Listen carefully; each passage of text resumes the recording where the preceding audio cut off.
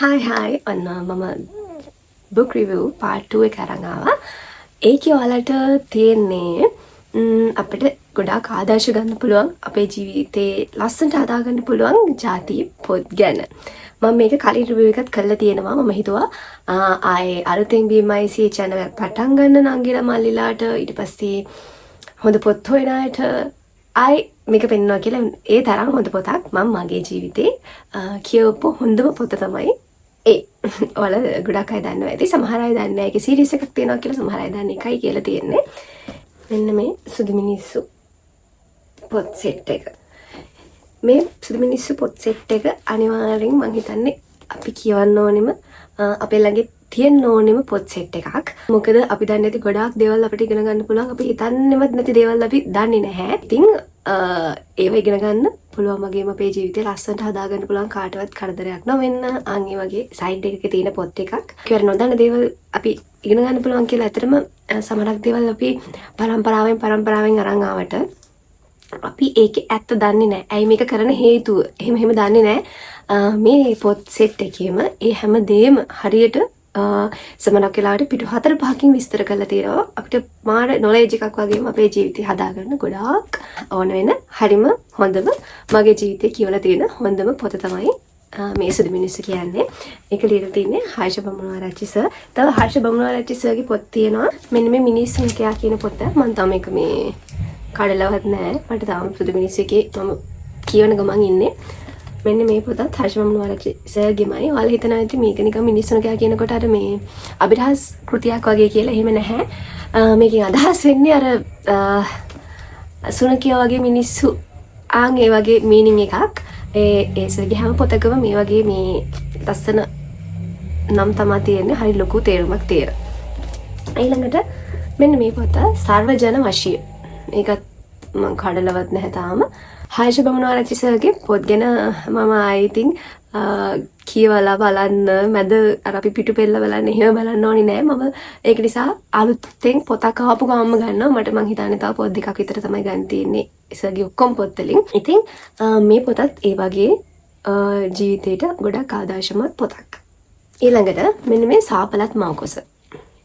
ඔයාලට මේකත් හිතෙනවා ඇති අභිරහස් ගණේට ඇත්තට පොතක් වගේ කියලා. ඇත්තටම සාපලත් මව්කුස කියන්නේ අපි ඉපදිලා අපි ලෝකෙට හොඳක් කරන්නේ නැත්නම් මිනිස්සුන්ට නරකම නම් කරන්නේ, සමාජයට නරකම නම් කරන්නේ, ස්වභාව ධර්මයට නරකම නම් කරන්නේ. එතකොට ඒ ළමයා ඉපදිච්ච කුස සාපලත් මව්කුසක් වෙනවා. ඒ ගලහා යමත් එක තමයි මේ පොත ලියවිලා තියෙන්නේ. ඇත්තටම ඒකත් හරියම ලස්සන පොතක්. අර ෂර්ලොක් හෝම්ස් ඔයාලා කියවනවා ඇති. අන්න ඒ වගේ ෂර්ලොක් හෝම්ස් වගේ චරිතෙකුත් තියෙනවා මේ පොතේ. හරි ආසයි කියවන්න. ඊළඟට සියදිවි නසාගත්තුන්ගේ විලාපය. ඇත්තටම මම මේක එහෙම මේ කතා සන්දර්භය නම් කියන්න දන්නේ නැහැ. මම මේක තාම කඩලා නැහැ මේකත්. ඉතින් කඩලා බලන්න ඕනෙම නැහැ. ඇත්තටම ලස්සන පොත් සෙට් එකක් තමයි හර්ෂ බමුණාරච්චි සර්ගේ පොත් කියන්නේ. මම හිතනවා ඔයාලා මේ ඔක්කොම ගන්න නැතත් එකක් හරි අරන් බලන්න. ඔයාලට කොච්චර ජීවිතේට වැදගත් වේද කියලා. ඒ වගේ පොතක් අපි ළඟ නිතරම තියෙන එක හරි වැදගත්. මම සාමාන්‍යයෙන් මේ පොත් පිටු 400ක් 390ක් 380ක් විතර තියෙනවානේ.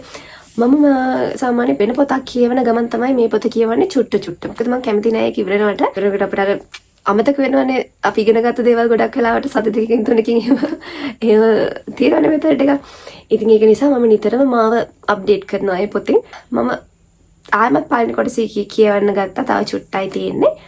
ඉතින් ඒ වගේ පොත් කියවන්න කියලා ආරාධනා කරනවා. ඔයාලටත් මේ සාහිත්‍ය මාසේ එක පොතක් හරි ගන්න. මම අතරම දන්නේ නැහැ මොන ස්ටෝල් එකේද මේව තියෙන්නේ කියලා. මම මේව ඔක්කොම ගත්තේ කඩේකින් මොකක් හරි ෂොප් එකකින්. එතකොට ඉතින් මම BMIC එකකින් මේව අරන්ම නැහැ. මම ඒ උනාට ගිය සැරේ ගියාට පස්සේ දැක්කා මේ සුදු මිනිස්සු පොත් කට්ටිය අරගෙන යනවා. එනට මම දැක්කේ නැහැ කොහෙද තියෙන්නේ කියලා නම්. ඔයාලත් පුළුවන් නම් හොයාගෙන ගන්න. හර්ෂ බමුණාරච්චි සර්ගේ පොත් සෙට් එක ඉවරයි. ඊළඟට මෙන්න මේ අත්තනායක එම් හේරත් සර්ගේ නම්මුණු කුලෙන් හන්තානට කියන පොත ඇත්තටම බාල මහලු ලොකු කුඩා හැමෝම කියවන්න ඕනේ පොතක්. මොකද අත්තනායක එම් හේරත් සර්ගේ මුළු ජීවිත කතාවම ලියලා තියෙනවා. ඇත්තටම අපිට ඒ ජීවිත කතාවෙන් ගන්න තියෙන ආදර්ශ මාර ගොඩක් තියෙනවා. කොහොමත් මම මගේ ස්ටඩි ලොග්ස් බලන නංගිලා මල්ලට නිතරම කියනවා අපි නිතරම ජීවත් වෙද්දී අපේ පාත් එකේ ඉස්සරහා සීනියර් කෙනෙක්ගේ අපිට වඩා වැඩිමල් කෙනෙක්ගෙන් උපදෙස් ගන්න ඕන. මොකද එයාලා දන්නවා ජීවිතේ නැගීම් සහ වැටීම් මොනවද කියලා. ඉතින් අන්න ඒ වගේ මේ වගේ චරිත කතාවලත් හරි අපූර්වට තියෙනවා ජීවිතේ නැගීම් වැටීම් ඒවට ගත්ත විසඳුම් ඒව නොකර ඉන්න කියලා දෙන අවවාද අන්නේ විදිහට තියෙනවා මේ නොම්නුකුලෙන් හන්තානෙට කියන පොත. එතුමා මේ විද්දි මේ ලෝකේ නැති වුණත් එතුමාගේ චරිතෙන් අපිට ලොකු ආදර්ශ ගන්න පොතක් ඉතුරු කරලා තමයි එතුමා මෙලොවින් සමාරගෙන තියෙන්නේ. ඉතින් මම මේකත් ඔයාලට ගන්න කියලා ආරාධනා කරනවා. මේකත් හරියම ලස්සන ජීවිතේට ආදර්ශමත් වෙන විදිහේ පොතක්. මෙන්න මේ පොතත් ගොඩාක්ම හොඳ පොතක් ආරාමදාස ආර්යවංශ අබේසේකර සර්ගේ. ඉතින් ඔයාලට පුළුවන් නම් මේ පොතත් ගන්න. ඒක ගොඩාක් ඔයාලගේ ජීවිතේට වටිනාකමක් එකතු වේ. මෙන්න මේ පොත. මේක නම් මම බුක් එකකින් ගත්තේ ගිය සැරේ. ඒකේ තියෙනවා ගොඩගේ සාහිත්‍ය සම්මානයට නිර්දේශිතයි. හඳට ගල්ගසූ කොල්ලෙක් මුතු මුදුලගේ නිශංක. මේ ලස්සන අපේ ජීවිතේට ආදර්ශයක් එකතු කරගන්න පුළුවන් හරි ලස්සන පොතක්. මේකත් ඔයාලට පුළුවන් ගන්න. ඔයාලගේ බුක් ලිස්ට් එකට දාගන්න. ඊළඟට මෙන්න මේ පොත. මේ පොත එහෙම ලොකුවට අර මං කිව්ව කැටගරියකේ පොතක් නන් නෙවෙයි. ඒ වුණාට 1925 ඉමේජ් මధుශංක යාපා.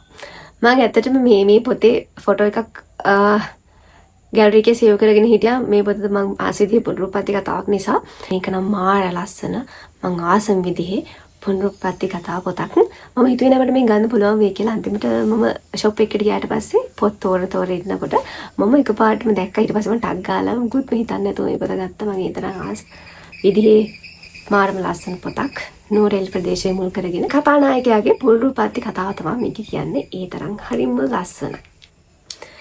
ඉතින් මං හිතනවා මේ වීඩියෝ එකෙන් මේ රිවිව් කරපු පොත් ටික ඇති කියලා. මම මේ වීඩියෝ එක කරනකොට තව දවස් 5ක් විතර තියෙනවා බුක් එක පටන් ගන්න. එහෙනම් ඔයාලට ගොඩක් ලස්සන ජීවිතේට ආදර්ශයක් දෙන පොත් ගොඩක් ගන්න ලැබෙන්න කියලා මම ප්‍රාර්ථනා කරනවා. මම පුළුවන් නම් ඔයාලට තව බුක් රිවිව් එකක් අරන් එන්නම්. මට ෂුවර් කරන්න බෑ මොකද අපි අනිද්දාට කැම්පස් එකට යන්න ඕනේ. අපි නිවාඩු ඉවරයි. අපි 24 වෙනිදා වෙනකොට කැම්පස් එකේ ඉන්න ඕනේ. ඒක නිසා බලමු. එහෙනම් ඔයාලට ආයි ප්‍රාර්ථනා කරනවා.